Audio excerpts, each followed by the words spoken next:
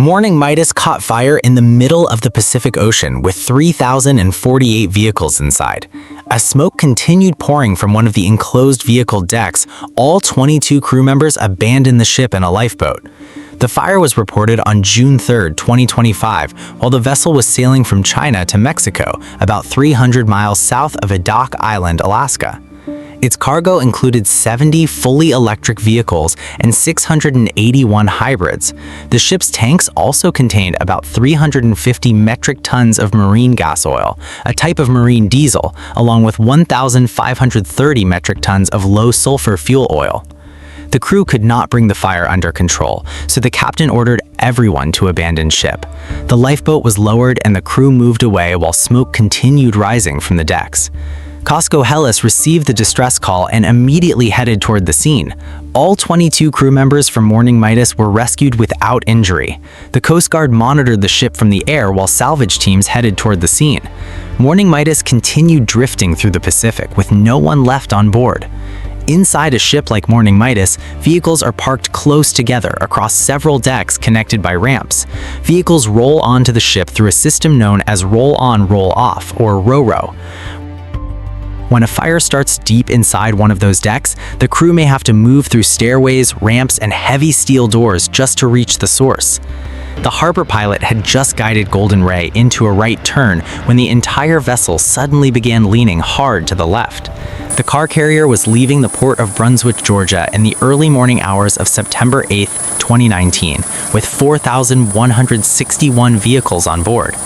Steering commands were sent from the bridge and engine power was adjusted, but the ship kept leaning farther to the left. In less than 1 minute, Golden Ray was leaning at an angle of around 60 degrees. The ship moved out of the channel, touched the bottom in shallow water, and came to rest almost completely on its side. Water rushed in through a pilot boarding door that was still open. It then moved through several watertight doors that had also been left open. The engine room flooded, cutting off the main escape route for crew members working below. The engine room temperatures climbed to around 154 degrees Fahrenheit. Oily water kept rising. Some of the trapped men partly submerged themselves in it to escape the heat while they waited for help. They began pounding on the hull to signal the rescue teams outside. More than 16 hours after the ship rolled onto its side, rescuers finally heard the knocking. They answered from outside, then drilled a small hole through the hull so they could speak with the trapped crew and pump fresh air into the space. Rescuers gradually widened the opening until the trapped crew members could climb out. 3 crew members were brought out first. The last man was trapped inside the engine control room, separated from the others. Rescuers had to break through the room's window to reach him. Nearly 40 hours after the accident, all 4 engine room crew members were pulled out in good condition. 2 other crew members had suffered serious injuries when the ship rolled over. All 23 crew members and the harbor pilot survived. Before departure, the chief officer had entered the wrong amount of ballast water into the computer used to calculate the ship's stability. Ballast is water stored in tanks to help keep a vessel balanced. No second person checked the calculation. Several watertight doors were also left open while the ship was underway. Golden Ray was eventually cut into 8 sections during a cleanup operation that lasted more than 2 years.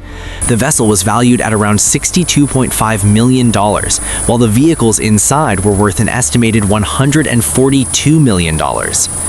On the afternoon of June 4, 2020, the chief officer of Hog Xiamen noticed smoke coming from the ventilation opening while the ship was docked in Jacksonville, Florida. The vessel had just finished loading 2,420 used vehicles. Many of those cars were damaged and had to be pushed, towed, or lifted onto the ship. The negative battery cables on the used vehicles were supposed to be disconnected and secured so they could not touch the terminals again. After the fire, investigators found several cables still sitting close to the batteries. Some terminals had not been covered either. The fire detection system had been shut down during loading, so vehicle exhaust would not keep triggering the alarms. Loading ended about 44 minutes before the smoke was spotted.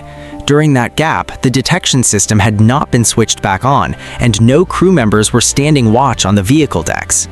As soon as the alarm system was activated, the panel immediately showed a warning. The fire was burning near the back of Deck 8. Crew members tried to approach it with portable extinguishers, but smoke had already blocked their view. The temperature kept rising and burning material began falling onto the deck below. Jacksonville firefighters climbed the rear stairway carrying hoses. The captain released carbon dioxide into the vehicle space, but several ventilation openings had not been sealed properly. Fresh air continued entering and feeding the fire. Firefighters near the top of the ship opened a ventilation outlet on Deck 9. About 1 minute later, pressure from inside the ship suddenly released. A blast of superheated air shot through the stairway and struck the team below. 9 firefighters were injured. 5 of them suffered serious injuries. The fire was not fully extinguished until June 12th. Hog Xiamen and all of the vehicles inside were heavily damaged, with total losses estimated at around $40 million. The NTSB concluded that an electrical fault in one of the used vehicles was the most likely source of the fire. On the morning of February 16, 2022, a crew member aboard Felicity Ace opened a door leading to one of the vehicle decks. Black smoke immediately poured out. He saw 3 or 4 vehicles burning and heard several small explosions. Felicity Ace was crossing the Atlantic from Germany to the United States with 3,965 vehicles on board. Of those, 574 were electric vehicles. The ship's firefighting team put on breathing equipment and tried entering from another stairway. Smoke blocked the route ahead. Vehicles were packed tightly along both sides, making it impossible for the team to see where they were going, so they pulled back to a safer area. The ship's foam system was activated, but the fans that were supposed to spread the foam across the vehicle deck did not start. Technicians checked the control panel and the electrical supply, but they could not get the fans running. Unable to reach the source of the fire, the captain ordered everyone to abandon ship. Resilient Warrior received the distress call, changed course, and reached Felicity Ace about an hour later. All 22 crew members remained in radio contact throughout the rescue. Resilient Warrior moved alongside and lowered a pilot ladder. One by one, the Felicity Ace crew climbed onto the tanker. They were later flown by helicopter to the Azores. No one was killed. The crew member who first checked the vehicle deck reported that the fire appeared to have started near an electric Porsche Taycan. Felicity Ace sank before investigators could inspect the vehicle. The exact cause of the vehicle fire was never confirmed. The ship burned for nearly 2 weeks before salvage teams managed to attach a tow line. On March 1st, 2022, Felicity Ace began listing heavily. At 9:11 a.m., the vessel sank west of the Azores with its entire cargo still inside. On the night of December 5, 2012, Baltic Ace and the container ship 𝗤𝗂𝗃𝗁 were approaching each other in a busy shipping area of the North Sea. Baltic Ace had recently left 𝗤𝗃𝗃𝗁𝗃, Belgium, and was sailing toward 𝗏𝗃𝗃, Finland, with 1,417 vehicles on board. Both ships detected each other from several miles away. Their crews spoke over the radio while trying to confirm which route each vessel would take. What happened on the bridges did not match that conversation. Baltic Ace turned left. 𝗤𝗃𝗃𝗁𝗃 turned right. The distance between them kept shrinking. At 6:15 UTC, the bow of 𝗤𝗃𝗃𝗁𝗃 struck the right side of Baltic Ace. The impact tore through the hull, opening the wide vehicle decks directly to the sea.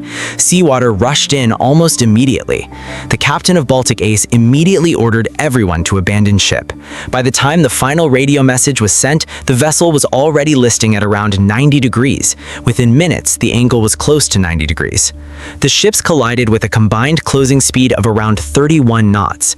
The bow of 𝗤𝗃𝗃𝗁𝗃 did more than punch through the side of Baltic Ace. As both vessels rotated in opposite directions, the bow scraped along the hull of Baltic Ace, extending the opening across several vehicle decks.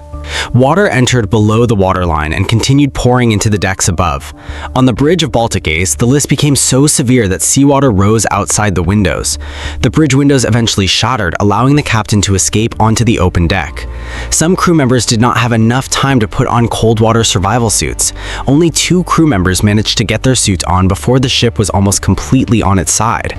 One crew member was inside a lifeboat on the ship's left side when it broke free and began drifting. After he managed to start the engine, the lifeboat was struck by the bow of 𝗤𝗃𝗃𝗁𝗃. He used a handheld flare to attract attention and was eventually pulled aboard the container ship. Another technician spent around 2 hours holding onto a life ring before he was found by the vessel Panagia. As Baltic Ace rolled over, the walls of the accommodation area became the new floor. Some crew members entered the sea and swam toward life rafts. The water temperature was only around 45 to 50 degrees Fahrenheit. Baltic Ace sank about 15 minutes after the collision. Out of 24 crew members, only 13 were rescued. 8 were found dead. 3 others were never recovered and later declared dead. Investigators found that both ships waited too long to take clear action to avoid the collision. Neither vessel reduced speed as the distance continued closing. The damage to Baltic Ace cut through the vehicle decks below the waterline, leaving the ship almost no time to survive. The wreck lay in a major shipping lane leading to Rotterdam. The removal operation began by pumping out hundreds of thousands of liters of fuel, or tens of thousands of gallons. The hull was then cut into 8 large sections. As the pieces were lifted, cars could still be seen secured inside the vehicle decks. Sparks were seen coming from a truck on Grande America's vehicle deck on the afternoon of March 10, 2019.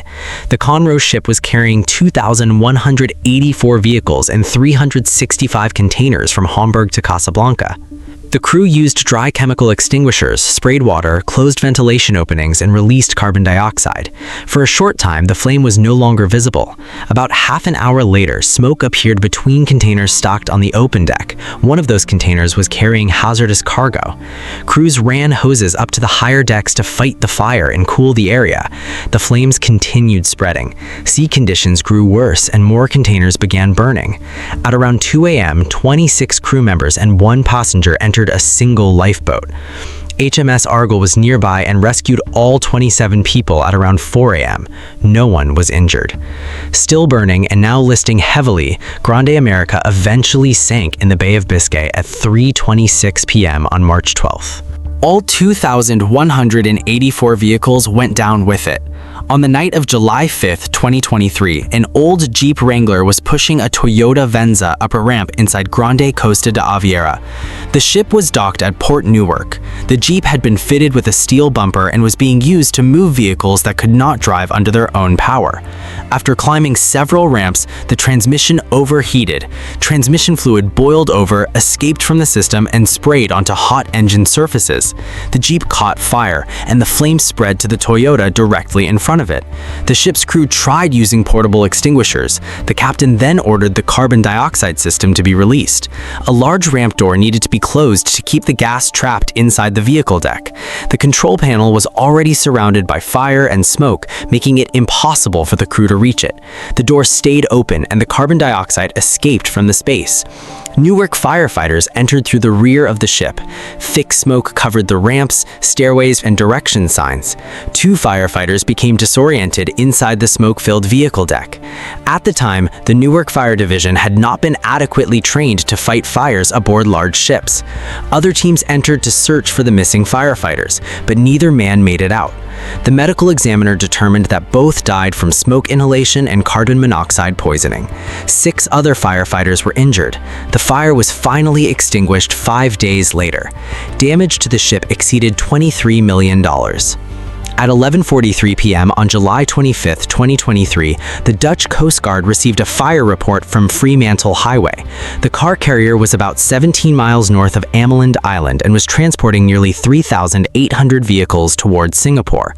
The coordination center called rescue vessels and activated a specialized maritime firefighting team. 2 search and rescue helicopters were sent to Rotterdam to pick up the team. The firefighters were still trying to determine whether entering the ship would be safe. Both helicopters remained on standby in Rotterdam.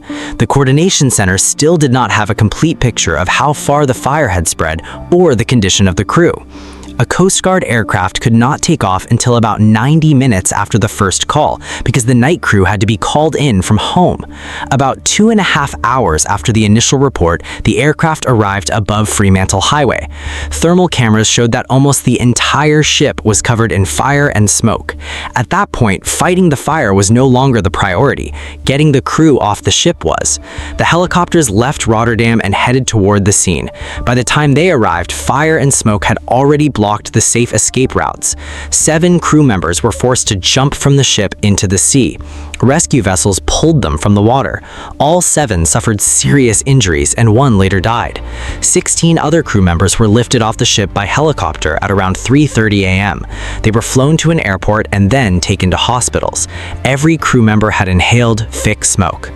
At 5:35 p.m. on June 23, 2025, Morning Midas began to capsize about 450 miles southwest of 𝗬𝗃𝗃𝗃. 2 response vessels were nearby as the ship sank in water about 16,400 feet, nearly 5 kilometers. All 3,048 vehicles were still inside. The Coast Guard ended the emergency response the following day. No final public report has confirmed what caused the Morning Midas fire.